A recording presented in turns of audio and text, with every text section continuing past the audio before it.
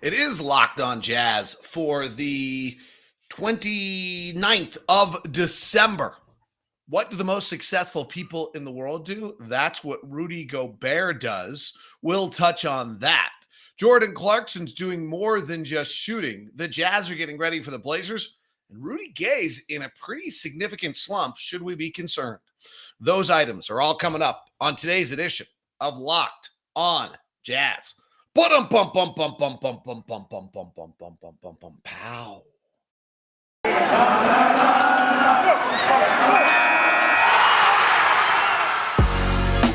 You are Locked on Jazz, your daily podcast on the Utah Jazz. Part of the Locked On Podcast Network, your team every day. Hi, I'm David Locke, radio voice of the Utah Jazz, Jazz NBA insider. This is Locked on Jazz, your daily podcast on the Utah Jazz, giving you insight, expertise, geeky numbers, and hopefully making it way better to be a Jazz fan each and every day. Thank you very much for making Locked on Jazz your first listen of the day. We are free and available on all platforms for you, and appreciate you taking the time to be with us. If you're listening on YouTube, you can push that button right over there and subscribe and even hit the bell, and it'll notify you whenever we are live. Good morning to Andrew and Bryce and the rest of the crew on an early morning YouTube Live edition. We do this show on YouTube as well as on all podcast providers. You're welcome to grab it whoever's most convenient to you. It's your choice. It's your world. It's your oyster. I had an interesting experience. I was listening to Harvard Business Review's Mindcast. I think that's what it's called, podcast yesterday. It was, best of episode, which are often, some of the most fun to hear. And they were doing the 9 things that make a common thread among successful people. Is from a psychology researcher. It's good. I only got through 2, so I only have 2/9 a chance of success in life. But the first one was a really interesting concept. The first one was about how the most successful people are not trying to be good. What they're trying to do is get better. And by doing this, what they say is by getting better, you're actually doing a bunch of things. So when you try to be good, you're actually trying to almost be perfect. And when you do that, then you create some performance anxiety and you create some tension and you end up making mistakes and you also limit yourself a little bit. If you're always trying to get better, one of the interesting things that you do is you actually reduce your amount of mistakes because you're actually just continually working to get better. You've loosened the reins a little bit. You don't have the same anxiety of performance along the way. And that's actually what makes people the most, that's the common thread of successful people, is this kind of quest of always trying to get better along the way rather than trying to be good or perfect. And I thought it was really interesting to read Rudy Gobert's comments in Tony Jones's Athletic article. And I'll give Tony credit because it spurred me, but frankly, it's stuff we've heard from Rudy, throughout. The first part of the article is largely about how Rudy trying to get in shape, and that's a huge part of what he does is gets in shape, but that's also Rudy just getting better, right? And then it moves to his food and his nutrition, and that's another, just finding ways to get better. His quotes are really interesting. One of them is clearly the other people's criticism of him. He's heard it. He's aware of it. He says, people celebrate my failures and are very quiet about when good things happen. That's society. Rudy seems to be at the brunt of it for some reason, which is unfortunate. But I think that's, an interesting one, how much that's impacted him. I think that's actually driving him to this quest of just keep getting better, keep getting better, keep getting better as much as anything else. He said, literally, for me, it's about getting better. Engaging in it, enjoying the process. You try to learn from it. You try to find joy in it. I used to try to compare myself to people, but I don't do that anymore. And this is a really interesting, these quotes from Rudy are really interesting kind of insight into who he is, what he's doing, where he's coming from, how he's evolved, how he's matured, and they fit. The second thing in this podcast was grit, like Angela Duckworth's concept out of the University of Pennsylvania of whether or not you have grit. And what's interesting is, and right where I had left the podcast, and I will pick it up and maybe we'll talk about it some more, is that they got into how, some people can, well, you either have grit or you don't. And this person doesn't really believe it, thinks it's actually, it can be a learned behavior to have some grit. And the mindset of equally the same way, the mindset of like, I'm just trying to get better rather than trying to be great. And that say you can work that same mindset along the way to try to improve that mindset. So an interesting, I don't know, that wasn't, kind of two things that I'm just doing. Listening to this one podcast about what successful people do and how you get better, or what's successful, the common thread among successful people, and then reading this about Rudy. Hopefully I was trying to get better by listening to the podcast as well. So just an interesting kind of insight, I think, into Rudy. And it's what we're seeing on the floor. So if you think about Rudy, when he came, he was one player, and then he's evolved into this great defensive player. And now he's really wants the ball. He wants to become an offensive player. And at times it's a rub inside the group. You can see it, right? You can see Rudy get pissed, and you can see the guys get pissed at Rudy. And, they're all learning to be together and figure this out. Pissed is probably the wrong word, but, and so it's part of the process of what they're going through. But if you think about Rudy and who he is, and for those who are like, well, come on, Rudy, like that post up was ridiculous, or come on, Rudy, don't try to bring the ball up the floor and go behind your back on the fast break, or come on, like all these items that we see where Rudy's pushing himself beyond his natural comfort zone and trying to get better are the same things he's done defensively along the way to go from being like a good long player to the greatest defensive player in the game to one of the greatest defensive players of all time. And he continues to actually get better defensively. That was my point. I don't know if I did it very well yesterday, but that was my point yesterday, is that like their Jazz are now totally willing to switch him 1 through 5. That's not something they were willing to do in the past, but they'll now switch him onto Dame tonight. Like if they need to, they'll move him onto Dame. And they moved him on to Jalen Brunson, and they would have moved him on to DeJounte Murray, and they moved him on to Derek White. I thought San Antonio did as good a job as attacking him as anyone in the drop. And so a lot of times, you're seeing Rudy make these evolutions defensively, and then he goes and tries something offensively, and you hear the grumbles and the groans, and sometimes from his teammates. Frankly, Joe will go on a press conference and kind of mock it a little bit and have fun with him, and they do that because they get along. But the same premise here of what Rudy's doing is Rudy's trying to push himself to get better and to enjoy the process and to add skills. I mean, he's been working on these things with Alex Jensen for years. And really, we're seeing it come to fruition at times. Now, I don't know yet whether it's good enough that when teams switch, we can really just throw the ball down to Rudy on a smaller guy. He's going to beat him, but it's about time to try. And we've got the beauty is we've got another 42 games or whatever it is for Rudy to keep. What are we, 24-9? So that's 33. So we've got another 50 games for, long, 49 games for Rudy to keep developing this skill, keep working on this and kind of doing those kind of things. So anyway, frankly, on the topic of getting better, how about LeBron last night? LeBron played center last night for the first time in his career. Like the greatest player the game's ever seen. He went 30, 11, and 11 last night playing center. LeBron has had 5 straight 30-point games in his 19th year of the NBA. Successful people trying to not be good, but get better. It's interesting. The interesting one also, by the way, on this podcast was a little bit this implication that when you're trying to be, what the flaw is sometimes is that you're trying to be good, or when you're trying to get better, then when it's the day you perform. So, I was talking to my daughter about it in the case of her golf or ski racing. She's retired, but just that kind of concept is that on that day, you're actually then you try to be good because it's performance day instead of still trying to get better. And then that brings out a quest for perfection, which brings out performance anxiety, which brings out all the things that prohibit you from being good and brings out frustration. If you're just trying to get better all the time, you shouldn't have frustration. You make a mistake, you learn from it, you move forward. Whereas if you're trying to be good or /perfect, then when things go wrong, frustration kicks in and that negative emotion kicks in, and then suddenly you're not performing nearly as well. So, interesting. Anyway, hey, you know what? If we're going to do this for 30 minutes every day, every now and then you're going to get the bull crap that I'm listening to and see whether or not you buy it or not. And you can decide. It's better than me giving you advice on medical stuff like yesterday.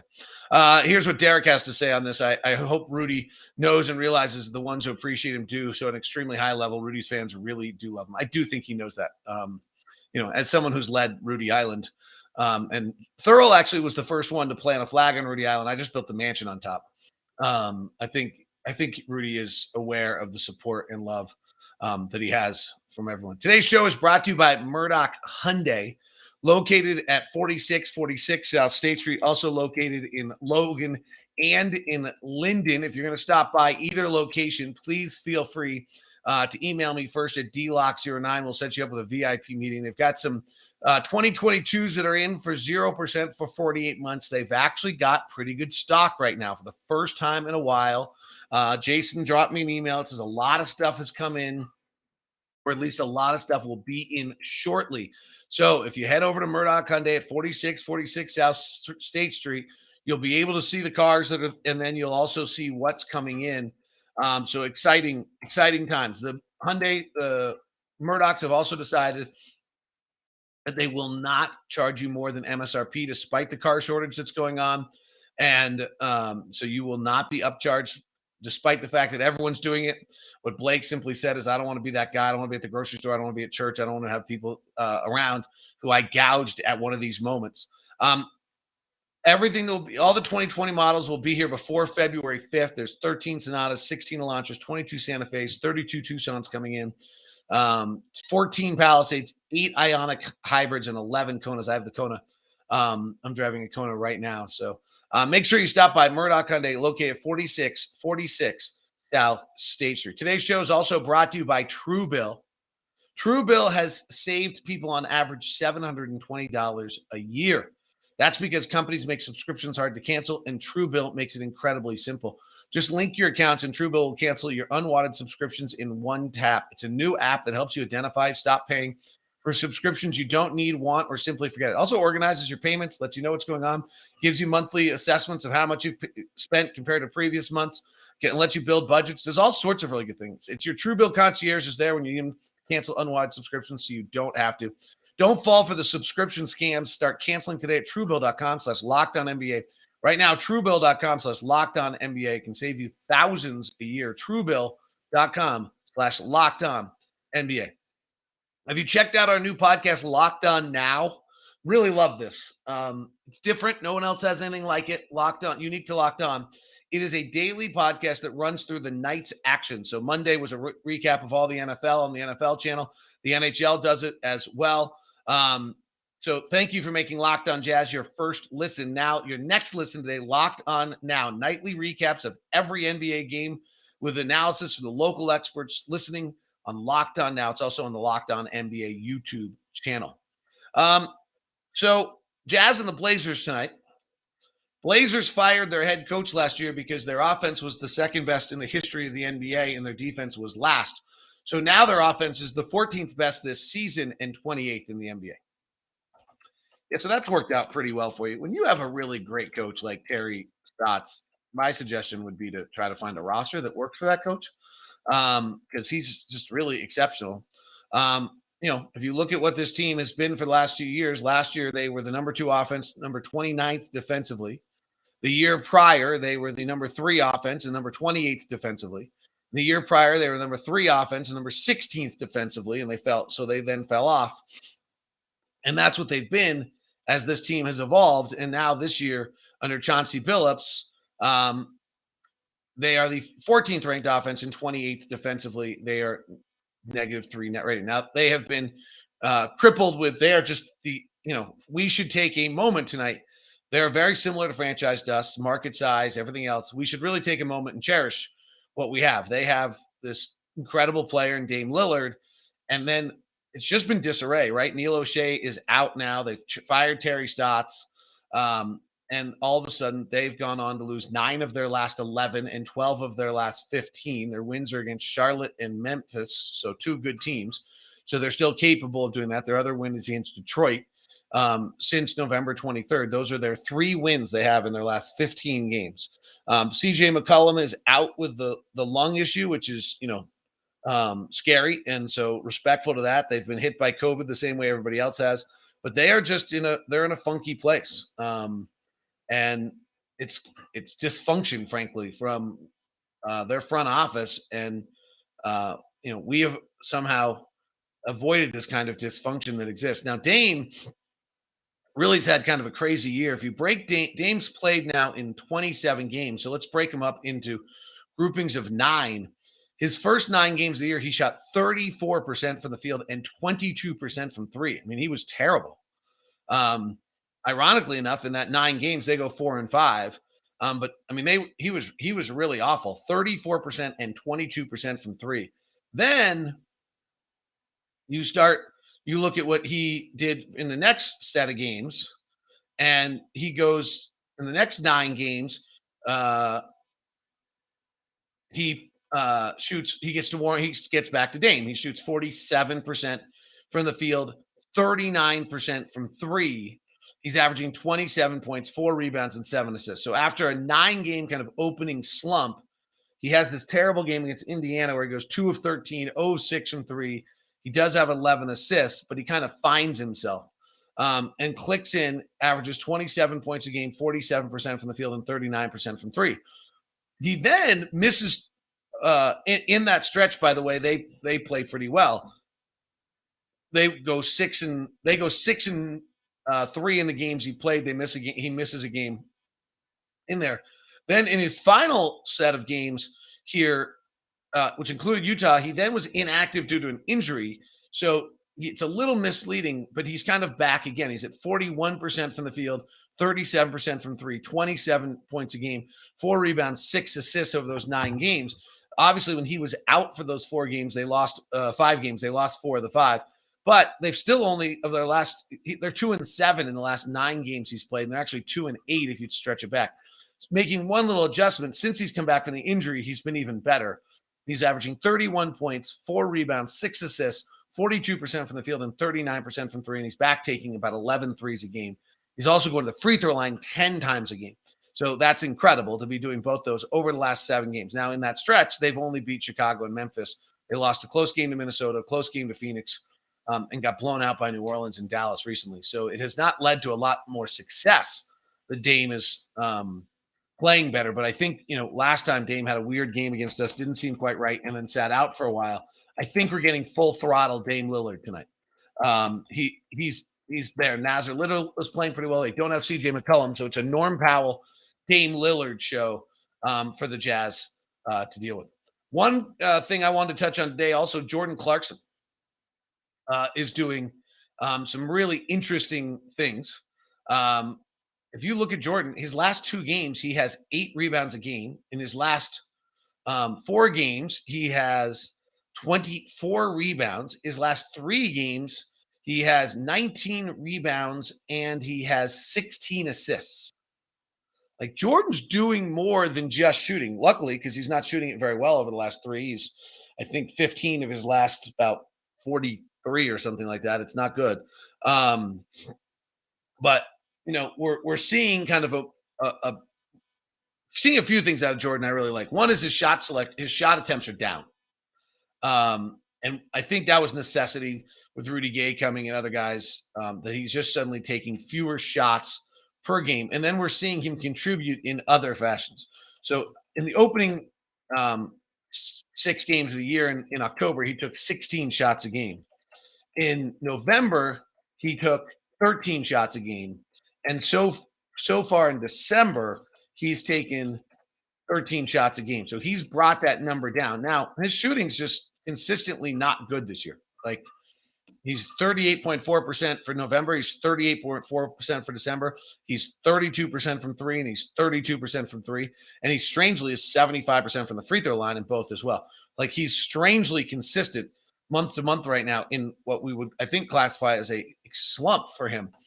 So he just has not quite found his regular rhythm that he finds. Hopefully he's going to, but it is really cool to see him do other things on the floor. The rebounding, his energy changed the game the other night. I thought he was terrific in that regard.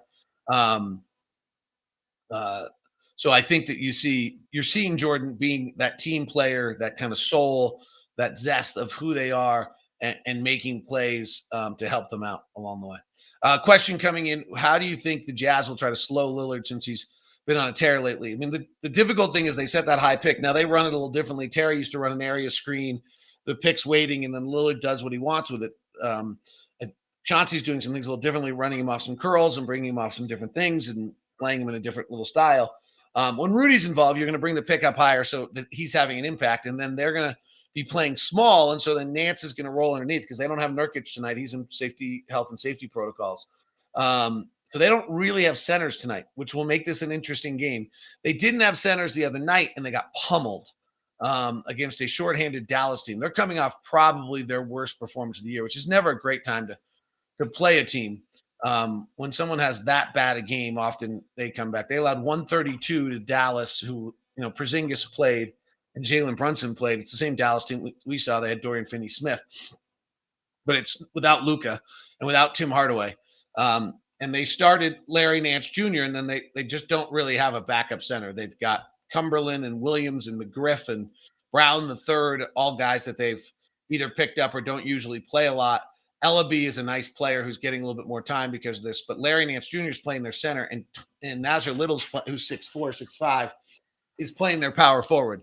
So, can Rudy go get behind them on the offensive end and punish him? But on the defensive end, as Rudy comes up on Powell or on Lillard, let's see what happens as they try to slide underneath and behind. Now it's going to probably let the Jazz do some things. Little's not a great three-point shooter, so you can probably slide some guys in. Snell is a good three-point shooter. Nance is not. Powell's been off, but he's a 40% three-point shooter for the season. So you don't want to leave him a great deal. So that's probably some of the approach right there. But I'll leave that to the guy who has the scout for them tonight. Probably, whoever that might be. Jazz and the Blazers coming. Rudy Gay is in a pretty significant little slump. We'll dig into what the numbers on it say and then whether we should be at all concerned about it as well. Today's show is brought to you by Built Bar. They've got amazing things going on right now. They had a great deal yesterday. I jumped on it. Ring in 2022 with 22% off of everything. And then I used the promo code LOCK15 on top of that. They have the Ruby Chocolate Built Puffs. If you have not done this yet, it's crazy good. They're literally just like little tiny candy bars that have 150 calories, 17 grams of protein, 9 grams of sugar. Candy cane brownie bites are available right now. They have 70 calories, 8 grams of protein, 3 grams of sugar. The gingerbread Built Bar is available, and the coconut brownie chunk is still there for you.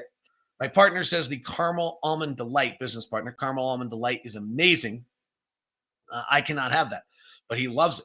So go ahead and try that while you're at it. They're all there at Built Bar, 22% off, plus use the promo code LOCK15. I believe they both worked for me yesterday. So feel free to jump on that great deal at built.com. Today's show is also brought to you by betonline.ag. If you're going to get into the action on the national championship games or any of the fun college football or NFL playoffs that are right around the corner, do it at betonline.ag. Use the promo code LOCKEDON and get a 50% welcome bonus. The new site's got all sorts of great things to it. Raiders on Sunday are a 5-point dog to the Indianapolis Colts. See if the Raiders can pull one off. The Eagles, who are now in playoff position, are a 4-point favorite over the Washington football team, who did not look like they could stay within 4 points of anyone last weekend. The Rams are a 3.5-point favorite over the Ravens. See whether Tyler's back or not for that one, or who's playing that one. In Green Bay's 6.5-point favorite over the hapless Vikings. What a terrible loss in there. I know all these things because I listened to Locked On Now and got my recap of what was going on. Jazz tonight against Portland. The line, and boy, was that crazy the night on the Jazz game when the line changed, is 6.5. Jazz are a 6.5-point favorite. Over unders at 228. Money line for the Jazz is minus 255 tonight. Other games of interest tonight. Phoenix is a 14.5-point favorite over Oklahoma City. Warriors lost last night, by the way. Draymond matters, but boy, did they play defense in the second half of that one. It's all at betonline.ag. Promo code LOCKEDON gets you 50% welcome bonus. So Rudy Gay came out a ball of fire for us. It was kind of crazy, if you remember. And, here's a 35-year-old, 15th year NBA pro coming off of surgery on his foot and really back toward the Achilles where he'd had the surgery injury in the past, and came out, and his first game out, he goes 7 of 8 from the field and 5 of 6 from 3, and he's amazing. You actually take that game out of his season, and he's shooting 38.5% from the field and 33% from three. He's nicely taking 4 of his 7 shots from three. You back it, you drop it down a little bit longer. I mean, he's really was fabulous for his first kind of 6 games of the year. And then he gets to his last 13 games, he's shooting 35% from the field and 27% from three. He is grabbing 5 rebounds in 19 minutes, which is terrific. He's getting an assist. He is averaging 7 points a game. So how concerned should we be on Rudy Gay? So the first thing I would say is any 35-year-old coming off a surgery who goes into an extended slump, I'm going to be a little worried about, right? Like that is not about Rudy Gay. That's just about NBA aging, despite what LeBron's doing right now, despite the crazy things. And Rudy's one of those elite athletes who kind of can get through it. Like, I have a little concern on it. Like, I'm not going to, like, he's coming off of surgery. He's 35. Like, okay, like that. You tell me that about a player that's not one of our players who's playing for the Knicks or playing for the Raptors or playing for the Grizzlies, and that would be my reaction. Now, from the Jazz standpoint specifically, I've always said this about the 2 offseason acquisitions. Hassan Whiteside, to me, was the regular season acquisition, and Rudy Gay was the offseason acquisition. And now there's a postseason acquisition. So I think the most important thing to me is that Rudy Gay is ready for the playoffs. So in that sense, I'm not particularly worried. If he shows versatility for us, he continues to rebound. I don't think he's in, like, I think he was off his leg for a really long time. I think he's working himself back in. I think guys like Dame struggled to start this year.